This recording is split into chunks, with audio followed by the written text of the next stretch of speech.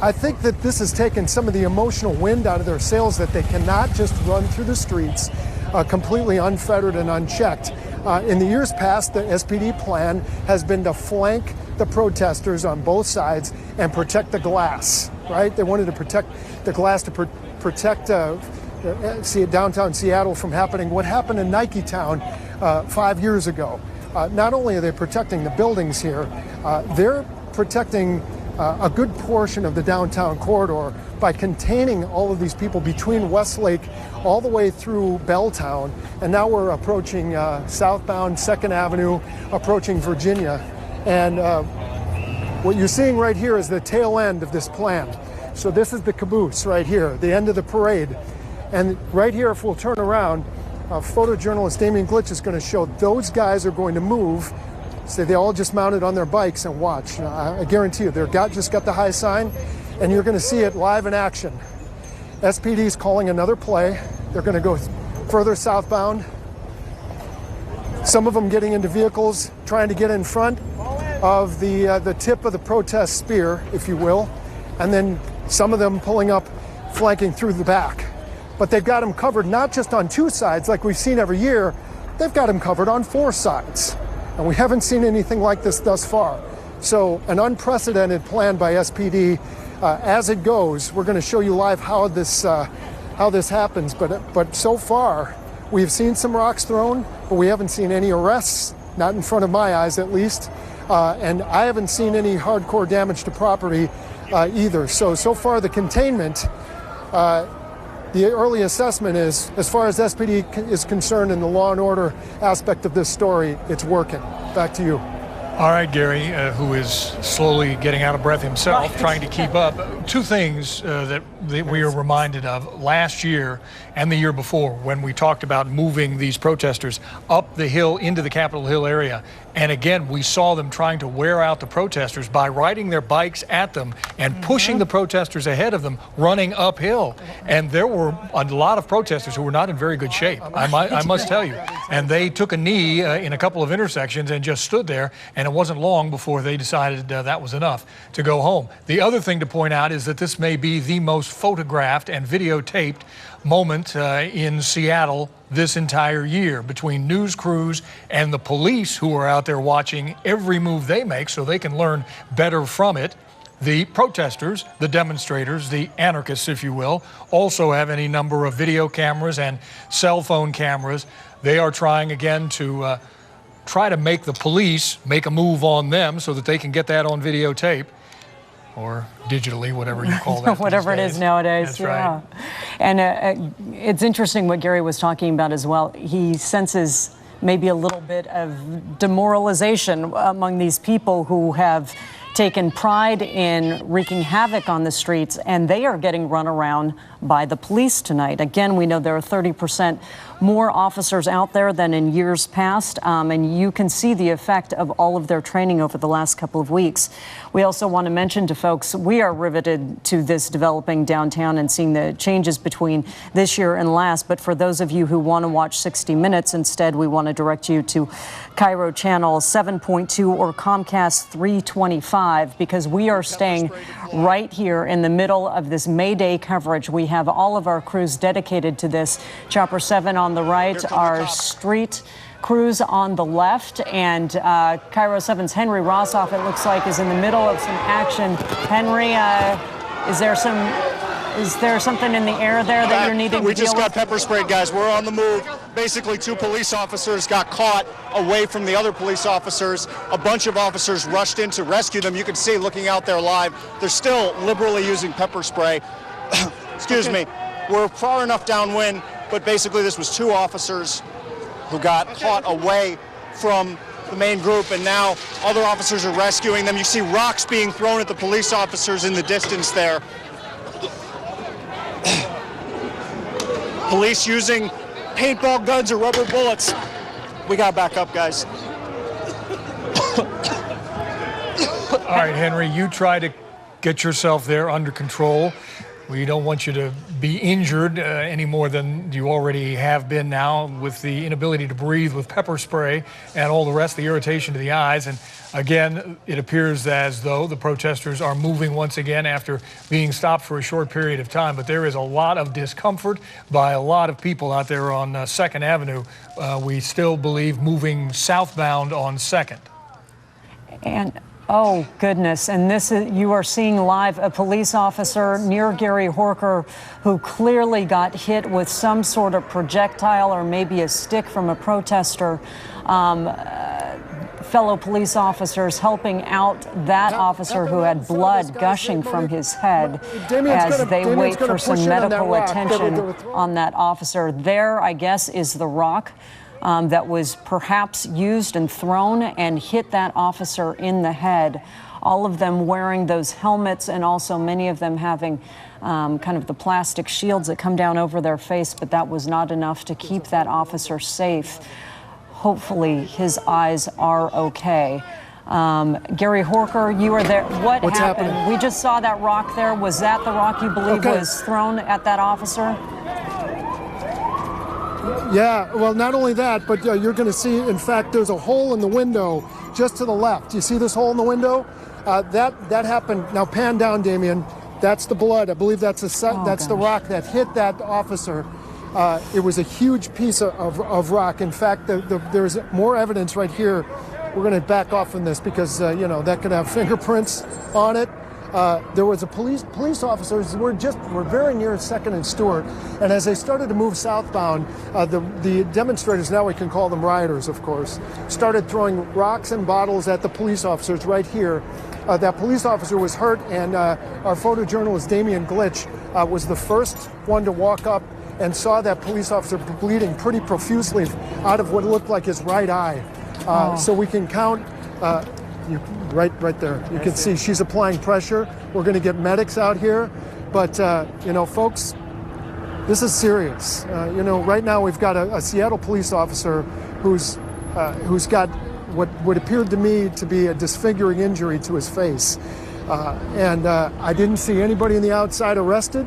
I did see a lot of people throwing rocks. Of course, we had to keep an eye on the air, too, because the rocks were being thrown our way as well. So very unfortunate and sad occurrence so far, and obviously this is going to,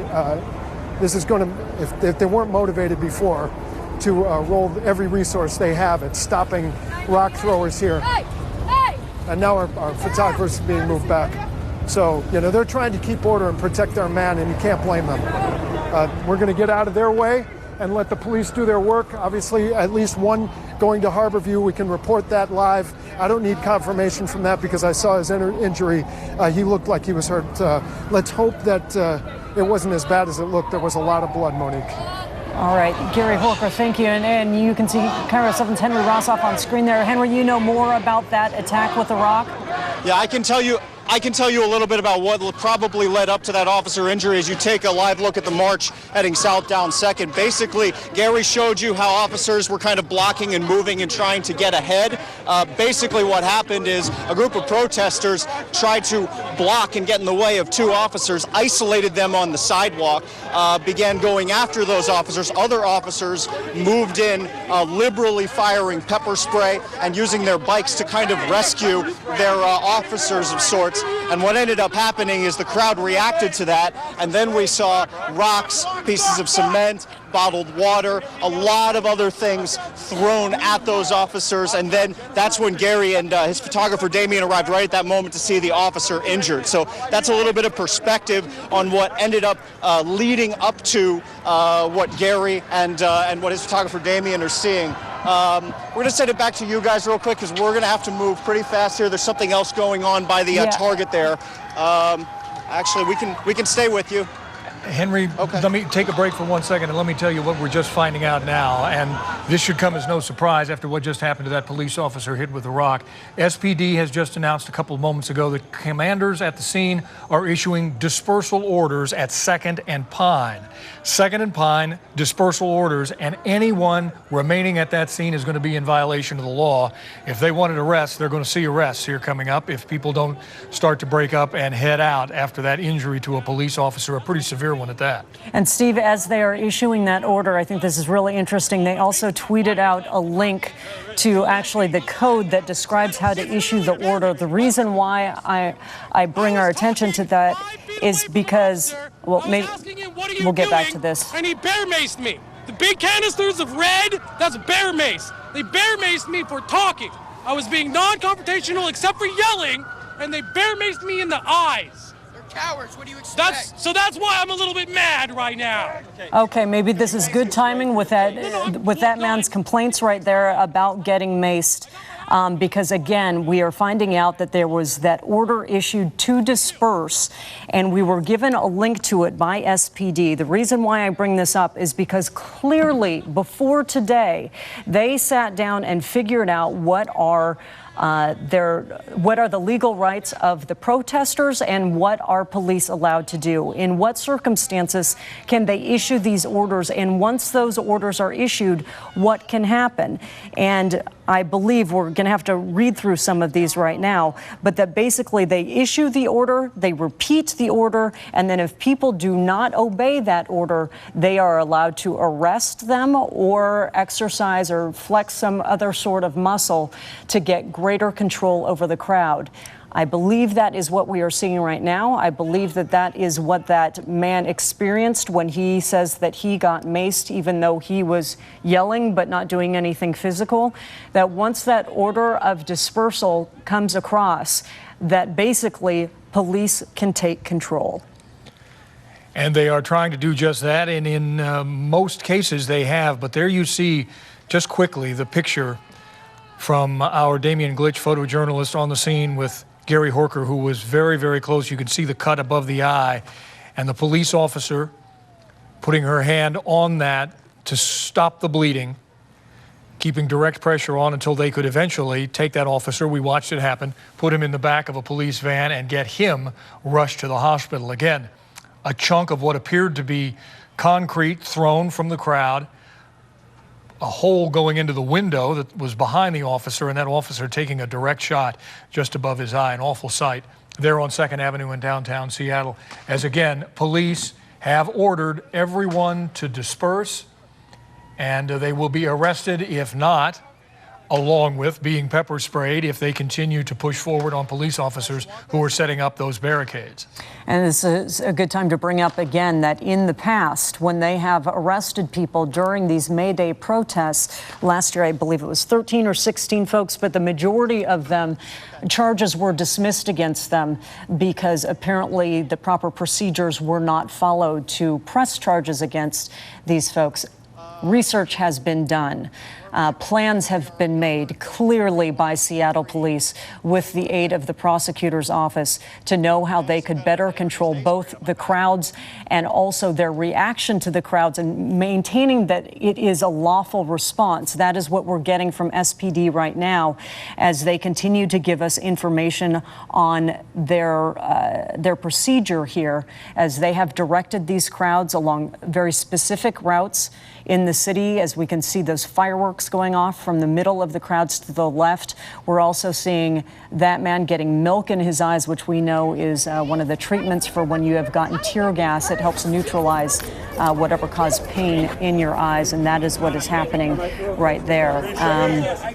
We are now hearing also from the police department, Steve, as we saw a moment ago, that police officer who clearly had an injury, a rock thrown into his eye. They're telling us that the injured officer has sustained a head and facial laceration, is now receiving treatment. So we assume as soon as they got him into that van, which we saw just a few moments ago, that they got him to the hospital. Hopefully we'll have an update on his condition very soon.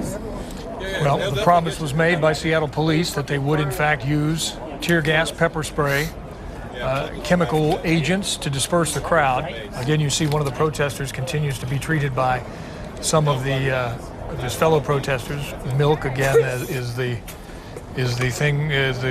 chemical of choice to try to neutralize that. It is not pleasant.